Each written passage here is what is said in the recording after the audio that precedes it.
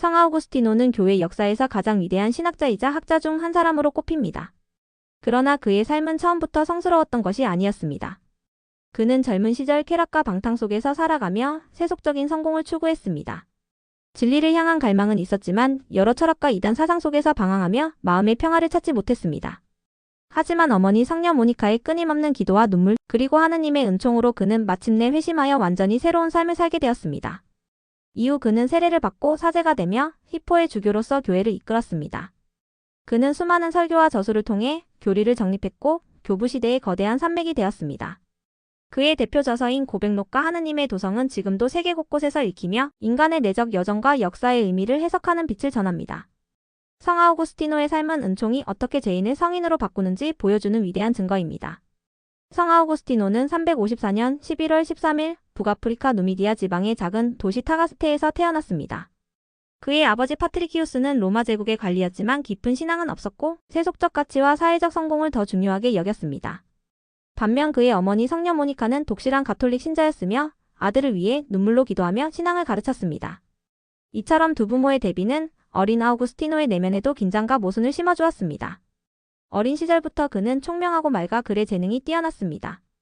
가족은 그가 학문을 통해 출세하리라 기대하며 교육에 힘썼습니다. 그는 처음에는 고향에서 글과 기초 교양을 배우고 이후 인근 도시 마다우라로 보내져 라틴 문학과 수사학을 공부했습니다. 수사학은 로마 사회에서 성공을 꿈꾸는 이들에게 필수적인 학문이었고 아우구스티노는 그 재능으로 주목을 받았습니다. 그러나 동시에 그는 청소년기의 불안정한 열정 속에서 쾌락에 빠져들기 시작했습니다. 그의 부모는 아우구스티노를 카르타고로 유학 보냈습니다. 카르타고는 로마 제국 북아프리카의 중심 도시로 학문과 문화가 번성하던 곳이었습니다. 그는 그곳에서 본격적으로 수사학을 연구했고 학문적으로 두각을 나타냈습니다. 그러나 젊은 나이에 방탕한 생활에 빠져 동거녀와 함께 살게 되었고 그 사이에서 아들 아데오다투스를 두었습니다. 그는 훗날 고백록에서 이 시기를 허영과 쾌락에 사로잡혀 진리에서 멀어진 시절이라고 표현했습니다. 이 무렵 그는 세상의 성공과 명예를 추구하면서도 내적으로는 공허함을 느꼈습니다. 진리를 찾으려는 갈망이 있었지만 어디에서도 참된 답을 발견하지 못했습니다. 그때 그에게 매력적으로 다가온 것은 마니교였습니다. 마니교는 세상의 고통을 선과 악, 빛과 어둠의 대립으로 설명했기에 당시 지적인 젊은이들에게 매력적으로 보였습니다. 아우구스티노는 마니교에 깊이 빠져 약 9년 동안 그 가르침을 따랐습니다. 하지만 차츰 모순과 한계를 깨닫고 실망하게 됩니다. 어머니 모니카는 아들이 진리에서 멀어질 때마다 더욱 간절히 기도했습니다. 그녀는 아우구스티노가 언젠가 하느님께 돌아올 것을 믿었고 그 믿음은 그의 삶을 바꾸는 밑거름이 되었습니다. 이처럼 어린 시절과 젊은 날에 아우구스티노는 학문적 재능과 방탕한 생활, 진리에 대한 갈망과 공허함이 얽힌 모순의 여정 속에 있었습니다. 그러나 바로 이 과정이 훗날 그의 회심과 깊은 신학적 사유의 밑거름이 되었습니다. 아우구스티노의 청년 시절은 학문적 성공과 내적 방황이 교차하는 시기였습니다. 그는 카르타고에서 수사학을 가르치며 명성을 얻었고 학생들 사이에서도 존경받는 젊은 학자가 되었습니다. 그러나 마음속에서는 늘 진리를 향한 갈망과 채워지지 않는 공허가 그를 괴롭혔습니다. 그는 세속적 성공으로는 영혼의 허기를 메울 수 없다는 것을 알면서도 쉽게 쾌락과 명예를 포기하지 못했습니다. 그는 마니교에 깊이 빠져 있었습니다.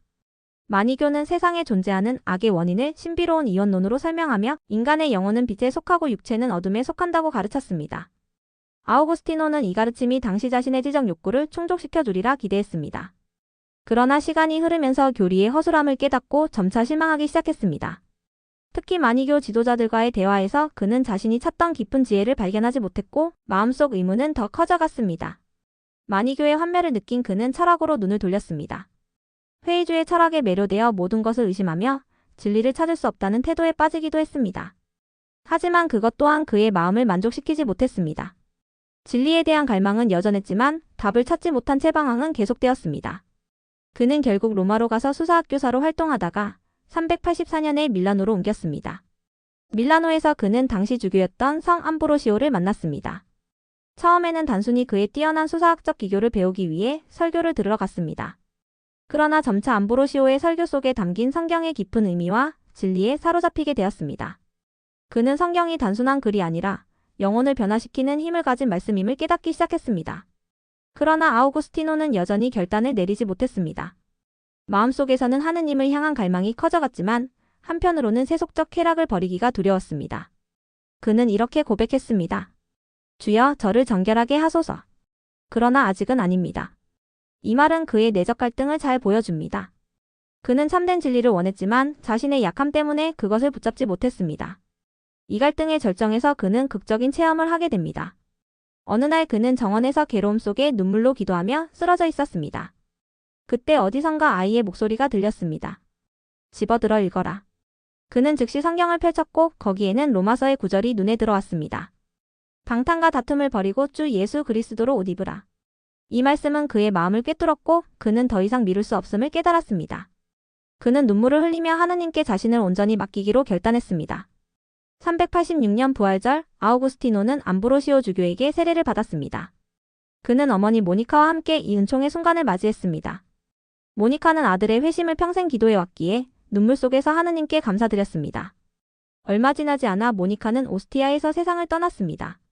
그녀는 아들이 구원의 길에 들어선 것을 확인하고 안심하며 하느님 품에 안긴 것입니다. 아우구스티노의 회심은 단순히 개인의 변화가 아니었습니다. 그것은 교회의 역사 전체를 바꾼 전환점이었습니다. 그는 세속적 영광을 추구하던 젊은 학자에서 하느님의 은총을 전하는 위대한 주교이자 신학자로 변화되었습니다. 그의 회심 이야기는 오늘날까지도 수많은 신앙인들에게 은총의 힘과 회개의 길을 보여주는 살아있는 증거로 남아 있습니다. 세례를 받은 아우구스티노는 어머니 모니카와 친구들과 함께 북아프리카로 돌아갔습니다. 어머니는 아들이 회심한 것을 보고 얼마 지나지 않아 세상을 떠났지만 그 눈물의 기도는 아들의 인생을 완전히 바꾸었습니다. 아우구스티노는 고향 타가스테로 돌아가 은둔과 공동체 생활을 시작했습니다. 그는 친구들과 함께 기도하고 성경을 연구하며 학문과 신앙을 결합한 새로운 삶을 살았습니다. 그는 은둔 속에서 조용히 살고 싶어 했지만 하느님의 뜻은 그를 더 큰 사명으로 이끄셨습니다. 391년 그는 히포라는 항구 도시에서 미사에 참여했습니다. 당시 신자들은 그의 지혜와 영적 통찰을 알아보고 그를 사제로 세워달라고 큰 소리로 요구했습니다. 그는 두려움과 겸손 속에서 눈물을 흘렸지만 결국 주교 발레리우스의 손에 의해 사제로 서품되었습니다. 아우구스티노는 처음에는 자신이 감당할 수 없을 것이라 생각했지만 곧 이 사명이 하느님의 부르심임을 깨닫고 온 마음으로 받아들였습니다. 사제가 된 그는 설교와 가르침에 헌신했습니다. 그는 단순히 학문적 설명을 하는 것이 아니라 성경 말씀을 삶 속에서 어떻게 살아내야 하는지를 힘있게 전했습니다. 그의 설교는 사람들의 마음을 움직였고 많은 이들이 신앙으로 돌아왔습니다. 당시 아우구스티노의 설교는 매우 생생하고 열정적이어서 신자들이 마치 하느님의 목소리를 듣는 것처럼 느꼈다고 전해집니다. 사제 생활을 하던 중 그는 공동체를 조직했습니다. 신자들과 함께 공동체 생활을 하며 서로 가진 것을 나누고 기도와 봉사에 힘썼습니다. 그는 성직자와 평신도가 함께 거룩하게 살아가는 길을 제시했고 이러한 경험은 훗날 아우구스티노 규칙으로 발전했습니다. 이 규칙은 단순하지만 핵심적인 가르침, 곧 겸손과 나눔, 사랑을 중심으로 한 공동체 삶의 지침이 되었습니다. 395년 아우구스티노는 히포의 부주교로 임명되었고 396년에는 주교로 선출되었습니다. 그때부터 그의 삶은 교회를 위한 헌신으로 가득 찼습니다. 그는 매일같이 설교하고 신자들을 가르치며 교회 행정을 돌보고 가난한 이들을 돕는 데 헌신했습니다. 그는 주교로서 권위를 내세우지 않았고 오히려 겸손한 목자의 모습으로 공동체를 이끌었습니다. 아우구스티노는 설교뿐 아니라 수많은 저술을 남겼습니다. 그는 도나투스주의, 마니교, 펠라기우스주의 등 교회를 위협하는 사상과 맞서 싸웠습니다. 도나투스주의자들은 성직자가 죄가 있으면 그가 집전하는 성사가 무효라고 주장했지만 아우구스티노는 성사의 힘은 사람에게서가 아니라 하느님께서 주신 은총에서 나온다고 가르쳤습니다. 그는 성사는 하느님의 선물이기에 인간의 약함에 의해 흔들리지 않는다고 확신했습니다. 그는 또한 펠라기우스주의와의 논쟁에서 큰 업적을 남겼습니다. 펠라기우스는 인간이 스스로 노력하면 죄를 이기고 구원에 이를 수 있다고 주장했지만 아우구스티노는 인간은 원죄로 인해 약해져 있으며 스스로의 힘만으로는 결코 구원에 이를 수 없다고 반박했습니다. 그는 오직 하느님의 은총만이 인간을 구원으로 이끌 수 있다고 강조했습니다. 이 가르침은 훗날 교회의 교리로 확립되었습니다. 주교로서 그는 신자들의 삶 속에 깊이 들어갔습니다. 억울한 재판을 받는 이들을 도왔고 가난한 이들을 위해 교회의 재정을 사용했습니다. 전염병이 퍼질 때는 병자들을 위로하며 그 곁에 머물렀고 신자들의 고통을 함께 나누었습니다. 그는 목자로서 단순히 말씀을 전하는 것에 그치지 않고 실제로 신자들과 함께 살아가며 그들의 아픔을 함께 짊어졌습니다. 그는 또한 수도자들을 양성하는 데 힘썼습니다. 자신이 세운 수도자 공동체의 규율은 훗날 많은 수도회의 기초가 되었습니다. 그는 수도 생활을 단순한 은둔이 아니라 공동체 안에서의 사랑과 나눔, 기도의 삶으로 이해했습니다. 430년 반달족이 북아프리카를 침공했을 때 히포는 포위되었습니다. 아우구스티노는 병든 몸을 이끌고 성 안에서 신자들과 함께 기도하며 버텼습니다. 그는 전쟁과 혼란 속에서도 끝까지 공동체를 지켰고 430년 8월 28일 76세의 나이로 세상을 떠났습니다. 그의 죽음은 한 시대의 끝이었지만 동시에 교회 역사의 길이 남을 유산의 시작이었습니다. 성 아우구스티노는 교부 시대의 거대한 산맥이라 불립니다. 그가 남긴 가르침과 저술은 지금까지도 교회와 철학, 신학, 심리학에까지 영향을 미치고 있습니다.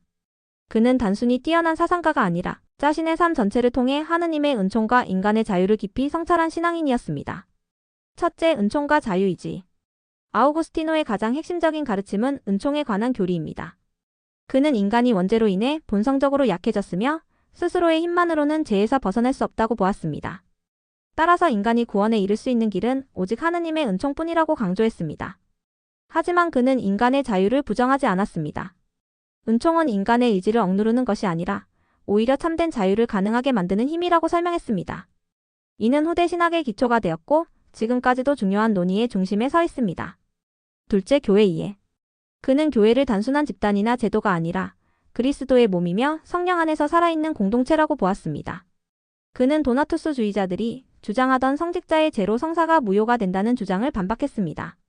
성사는 인간의 공로가 아니라 하느님의 은총에서 효력을 얻는다는 가르침을 통해 교회의 보편성과 일치를 지켰습니다. 그의 교회론은 오늘날까지도 가톨릭 교회의 중요한 토대가 되고 있습니다. 셋째, 대표적 저작. 아우구스티노의 저작은 방대합니다. 그 중에서도 가장 유명한 책은 고백록과 하느님의 도성입니다. 고백록은 그가 젊은 시절 방탕과 방황 속에서 살다가 은총으로 회심하는 과정을 솔직하게 기록한 책입니다. 그러나 단순한 자서전이 아니라 기도와 철학, 신학이 결합된 걸작입니다. 하느님의 도성은 로마 제국이 쇠퇴하던 역사적 혼란 속에서 쓰인 책으로 인간의 도성과 하느님의 도성을 대조하며 역사의 의미를 해석했습니다. 이 책은 정치와 신앙의 관계를 성찰하는 중요한 고전으로 남아있습니다. 넷째, 사랑의 신학. 아우구스티노는 신앙의 핵심이 사랑에 있다고 가르쳤습니다. 그는 사랑하라, 그리고 네가 원하는 것을 하라라는 유명한 말을 남겼습니다. 이는 사랑이야말로 모든 계명의 완성이라는 것을 보여주는 말입니다. 사랑 안에서 인간의 자유는 온전히 실현되고 진리는 드러난다고 그는 믿었습니다. 다섯째, 수도 규칙과 공동체 영상. 그가 만든 아우구스티노 규칙은 단순하고 명료하지만 수도자들과 공동체 삶의 본질을 잘 담아냈습니다. 핵심은 서로 사랑하며 나누고 겸손하게 살아가며 하느님께 모든 것을 봉헌하는 삶입니다. 이 규칙은 훗날 수많은 수도회의 기초가 되었고 지금도 살아있는 유산으로 이어지고 있습니다. 아우구스티노의 가르침은 이처럼 신학과 교회의 교리를 세운 거대한 토대가 되었을 뿐만 아니라 신앙인의 삶에도 깊은 통찰을 줍니다. 그는 인간 존재의 나약함과 은총의 필요성을 누구보다도 깊이 이해했고 그 고백을 통해 모든 이에게 하느님께 돌아가라는 초대를 전했습니다. 성 아우구스티노의 삶은 1600년이 지난 오늘날에도 여전히 깊은 울림을 줍니다. 그는 무엇보다 회심의 모범으로 기억됩니다. 젊은 시절 방탕과 쾌락 속에 살았던 그가 하느님의 은총을 통해 완전히 변화된 것은 누구라도 하느님께 돌아서면 새로운 삶을 살 수 있다는 희망을 주는 증거입니다. 교회는 그를 통해 죄인의 과거가 은총 안에서 거룩한 길로 바뀔 수 있음을 확신하게 되었습니다. 둘째, 그는 지성과 신앙을 조화롭게 결합한 인물입니다. 아우구스티노는 철학과 학문을 깊이 탐구했지만 그것을 신앙과 대립시키지 않았습니다. 오히려 학문을 통해 진리를 갈망하며 그 진리의 완성이 하느님 안에 있음을 깨달았습니다. 오늘날에도 그는 신앙과 이성이 서로 대립하는 것이 아니라 함께 빛을 비출 수 있다는 모범으로 남아 있습니다. 셋째, 그는 교회의 공동체성을 강조한 목자였습니다. 교회는 완벽한 사람들만의 모임이 아니라 죄인과 의인이 함께 어울려 하느님의 자비 안에서 성장하는 공동체라는 그의 가르침은 오늘날에도 여전히 교회의 본질을 드러냅니다. 마지막으로 그는 사랑의 신학자였습니다. 사랑하라, 그리고 네가 원하는 것을 하라라는 그의 가르침은 시대를 넘어 모든 신앙인의 길을 밝혀줍니다. 사랑이 모든 계명의 완성이며 사랑 안에서 인간의 자유와 진리가 실현된다는 그의 통찰은 지금도 우리 삶을 이끄는 힘이 됩니다. 따라서 성 아우구스티노는 단순한 과거의 교부가 아니라 오늘을 사는 우리에게도 여전히 회개와 은총, 사랑과 진리의 길을 가르쳐주는 스승입니다.